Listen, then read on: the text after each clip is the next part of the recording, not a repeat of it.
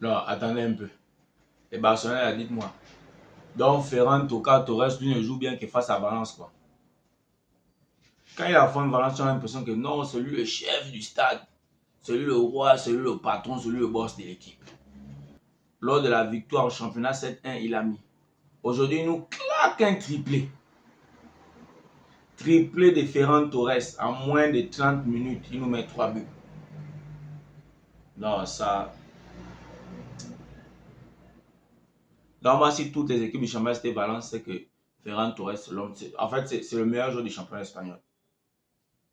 Le championnat, il met en coupe, il met face à Valence. Victoire du Barça, 5-0, la Manita. Ce qui permet au Barça de se qualifier pour les demi-finales. Accompagné de la Real Sociedad qui s'est imposé 2-0 face à Osasuna. Salam à tous et bienvenue sur Studio Foot, le débrief. Normalement, si vous avez suivi le match du Barça, vous savez qu'au niveau des critiques, il n'y a pas grand-chose à dire. Parce que 2 matchs face à Valence, 12 buts marqués, des masterclass. C'est vrai que vers la fin, il y a certains joueurs qui ont commencé à faire un peu des trucs bizarres, donc Ferran Torres. Mais le triplé qu'il a mis là, vraiment, je ne sais pas, c'est son match.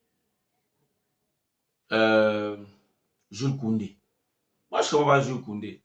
Tu fais souvent des petites erreurs bêtes. Il faut arranger ça. Quand l'équipe est sur une bonne ligne, il faut être correct pour que les choses soient encore bien. Il ne faudrait pas que ça soit toi le maillon qui fait que l'équipe encaisse un but. Non. Au-delà de ça, non.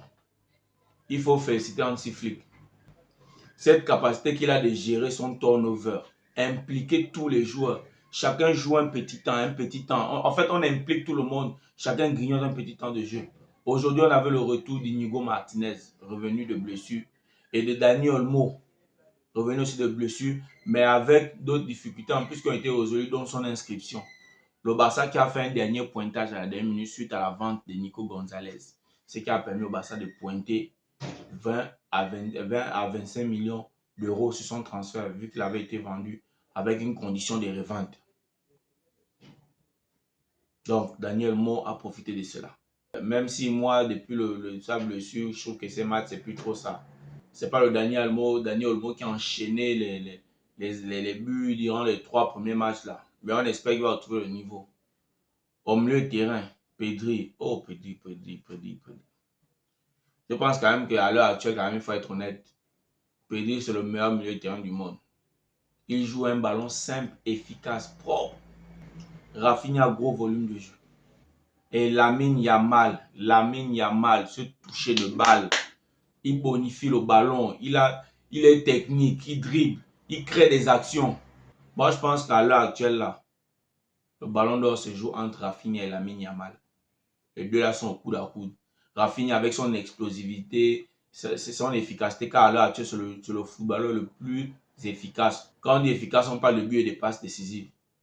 Mais Lamine Yamal a un petit truc là, une petite magie là. Oh Seigneur, une solution.